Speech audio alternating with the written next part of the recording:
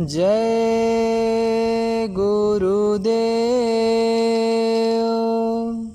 जय गुरुदेव नाम किसका, प्रभु का प्यारा नाम। जय गुरुदेव। आप सभी मनुष्यों को सादर सप्रेम जय गुरुदेव। आज हम आपके समक्ष कुछ चुनिंदा भविष्यवाणियों को प्रस्तुत कर रहे हैं जो युग मसीहा बाबा जय गुरुदेव जी महाराज द्वारा सन 1954 से उच्चारित किए गए हैं। वर्तमान समय की पुकार सुनकर हम भारत की जनता को ऐसे वचनों से पुनः अवगत करा रहे हैं जो उनके जीवन के लिए नितांत आवश्यक है। तो आइए जाने बाबा जय गुरुदेव जी की उन भविष्यवाणियों को जो 1954 से 1970 के मध्य बताए गए, जिसमें से लगभग 70% वचन पूरे हो चुके हैं। जय गुरुदेव। सन 1954 में स्वामी जी ने अपने मुखारबिंद से जनसमूह के बीच प्रयाग में कहा कि आगे समय में आम स्त्री पुरुषों, बच्चे बच्चियों के चरित्र गिर जाएंगे। दिन प्रतिदिन लोगों का विश्वास पापों की तरफ हो जाएगा। मांस, मछली, अंडे बहुत संख्या में लोग खुले रूप में खाने लगेंगे। शराब, ताड़ी, भांग, गांजा, अफीम आम लोग पीने लगेंगे। माता पिता के संपर्क में बच्चे बच्चियां शराब व मादक नशीली वस्तुएं पीने लगेंगी। काम आग से लोगों की लज्जा चली जाएगी।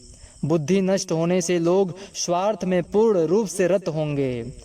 चोरी चमारी, लूटपाट, कत्ल आदि बहुत बढ़ जाएंगे। जनसंख्या कम करने की एक नई योजना विदेश द्वारा भारत में आएगी। टैक्स अधिक बढ़ेंगे। प्रतिवर्ष कानून में संशोधन होता रहेगा। धर्म के लोग लड़ेंगे, समाजों के लोग लड़ेंगे, पार्टियों के लोग आपस में लड़ेंगे। एक दूसरे पर किसी का विश्वास नहीं रहेगा।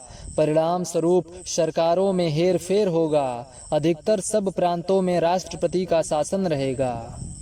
सन 1972 के अंदर मौजूदा कांग्रेस समाप्त हो जाएगी। नए नाम की संस्था होगी। सन 1976 के बाद वह भी समाप्त हो जाएगी। सभी लोगों का जीवन दुखमय होगा। सभी लोग छोटे बड़े रिश्वत लेने लगेंगे। राज्य भय सबके अंदर से निकल जाएगा। विद्यार्थीगण संघर्ष में उतरेंगे। भारतवासी महान, दुखी, दरिद्र, अशांत रोते हुए दिखाई देंगे। जमीनों का हेर फेर होगा। राजाओं के राज्य समाप्त होंगे। सोना 300 रुपया से ऊपर हो जाएगा। चांदी 20 रुपया तोला होगी। अन्य धातुएं बहुत महंगी होंगी। कपड़े, खाने के सामान बहुत महंगे मिलेंगे। तूफान, भूकंप आएगा। वर्षा बहुत होगी। बीमारी फैलेगी। पड़ोसी देश से लड़ाई होगी। नुकसान अधिक होगा। दूसरे देश भारत को छोड़कर दूसरे की सहायता करेंगे। रूस व चीन में विवाद होगा। चीन अमेरिका में मनमुटाव होगा। बहुत से शहर अमेरिका के नष्ट होंगे। अमेरिका में चीन के प्रति भारी क्रोध फैलेगा। मुंहतोड़ जवाब अमेरिका देगा और भारी जनहानि कर देगा। चीन में थोड़े लोग रह जाएंगे। उनकी सहायता भारत करेगा। तिब्बत भारत का अंग हो जाएगा। मुसलमान आपस में लड़ेंगे। सन 1971 में नरसंहार पूरब में होगा। इसके बाद पश्चिम में होगा। मुसलमानों में आपसी बैर भाव उस सीमा तक बढ़ेंगे कि कोई किसी को सुनने वाला नहीं होगा। अंत में सन 1980 के अंदर मुसलमानों की जनसंख्या घटकर सब जातियों से कम रह जाएगी। गरीबी दूर नहीं होगी। भारतवर्ष संकट में रहेगा। सन 1970 से 2000 तक संसार में तीव्र राजनीतिक परिवर्तन होंगे। पाकिस्तान, ब्रिटेन, लंका, रूस, फ्रांस और भारत में अप्रत्याशित रूप से सरकारें बदलेंगी। इजराइल, अरब देशों के समानांतर अक्षांश पर होने के कारण भारतवर्ष की स्थिति भी ठीक वैसी ही होगी। यहाँ भी युद्ध होंगे। मित्र जैसे दिखाई देने वाले पड़ोसी देश आक्रमण करेंगे या आक्रमण के समय मौन रहेंगे। अधिकांश प्रतिपक्ष का समर्थन करेंगे। प्रजातंत्र होते हुए भी अधिकांश राज्यों में राष्ट्रपति का शासन रहेगा। मंगोलिया व साइबेरिया के प्रश्न को लेकर चीन और रूस में जबरदस्त मुठभेड़ होगी। दोहरी वार से बचने के लिए चीन भारत से मैत्री का आडंबर रचेगा और रूस के साथ आणविक अस्त्र शस्त्रों के अलावा एक नई युद्ध प्रणाली जम्सवार, इस युद्ध से दुश्मन देशों में बीमारियों के कीटाणु फैला दिए जाते हैं, जिससे तीव्र बीमारियां फैलती हैं और लोग बिना युद्ध के मरने लगते हैं, इसकी शुरुआत करेगा। रूस चीन को मुंहतोड़ जवाब देगा और उसकी अब तक की समस्त वैज्ञानिक प्रगति को नष्ट भ्रष्ट करके रख देगा। इस बीच तिब्बत उसके जबड़े से निकल आवेगा और भारत से स्वेच्छा से संबंध कर लेगा। सन 1980 तक सारे संसार की स्थिति विश्व युद्ध जैसी हो जाएगी। अधिकांश छोटे छोटे देश टूटकर बड़े देशों में विलीन हो जाएंगे।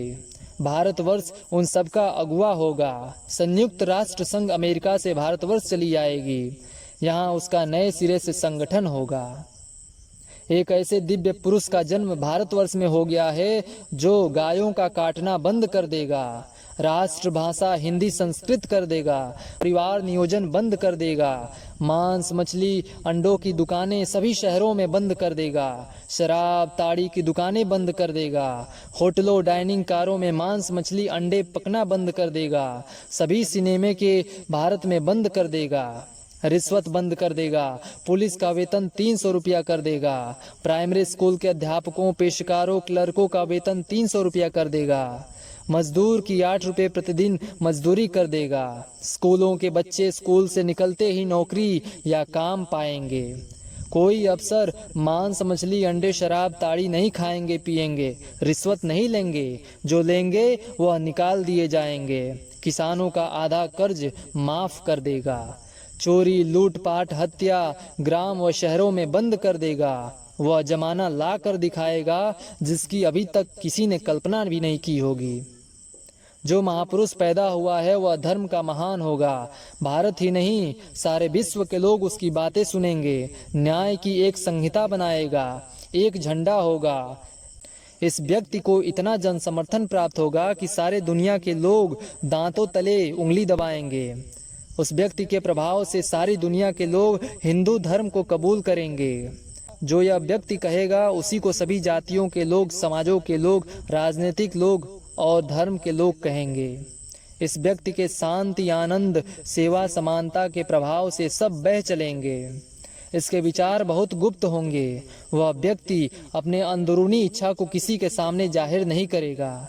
सन 1972 के नवंबर तक इस व्यक्ति के लिए लोगों के दिलों में शंका रहेगी, पर दिसंबर 1972 के अंत में उसकी चर्चा सब ग्रामों शहरों और हर जाति के मनुष्यों में होने लगेगी। सरकारी पदाधिकारी इनकी बात पर गंभीरता पूर्वक विचार करने लगेंगे। लोगों में एक लहर दौड़ने लगेगी कि हम भी चरित्रवान बने और बुरे कर्मों को छोड़ें। सन 1970 में वह धर्म का बीज लगा देगा। सन 1971 में द्वितीय चरण को पूरा कर अपनी जमीन हरी भरी कर लेगा। दुनिया के लोगों में एक आशा की लहर दौड़ा देगा। इस व्यक्ति के आचार विचार में आडंबर नहीं होगा, सभी को लोकप्रिय होगा। गरीबों से विशेष प्रेम संबंध करेगा। हर कार्य इस महापुरुष का अनोखा होगा। वह सफेद वस्त्रधारी होगा, अहिंसा का पूर्ण मानव पुजारी होगा। वह व्यक्ति किसी की नकल नहीं करेगा। 20 करोड़ नर नारियों को सन 1972 तक जगा देगा। बाहर से सादा होगा पर अंदर से पूरा विचारशील और शांतिदायक होगा। इसके आंखों में चमत्कार होगा। दया का संचार आंखों से करेगा। जो कुछ भी करना होगा वह सब इस पुरुष की आंखों से होगा। देश और दुनिया के लिए यह पुरुष अपने ढंग का निराला होगा। यह पुरुष सतयुग ला कर दिखलाएगा। सन 1970 से 81 तक का समय महान भयंकर होगा। लाशों पर लाशें सड़ी पड़ी रहेंगी पर कोई उठाने वाले नहीं मिलेंगे। यह बीमारी अन्य प्रकोपों से भयंकर दशा को पहुंच जाएगी। दिल्ली से राजधानी हटा दी जाएगी। सच्चों को पूर्ण मान्यता मिलेगी। सच्चे तरक्की पाएंगे। अमीर गरीबों में कुछ ही अंतर रहेगा। विचारों में सब सामान्य रहेंगे। दुख दर्द न रहेगा। विद्वानों का पूर्ण सम्मान होगा। सरकारी कर्मचारी सब निरामिष रहेंगे। शराब ताड़ी से लाखों कोस दूर होंगे। सन 1981 से सन 2000 के बीच का समय भारत के उन्नति का होगा। भारत अपने पैरों पर खड़ा होकर पूर्ण विज्ञान व अर्थ में पूर्ण शक्तिशाली हो जाएगा। विशेष बात यह होगी कि सभी लोग धर्मनिष्ठ और शाकाहारी होंगे। जय गुरुदेव।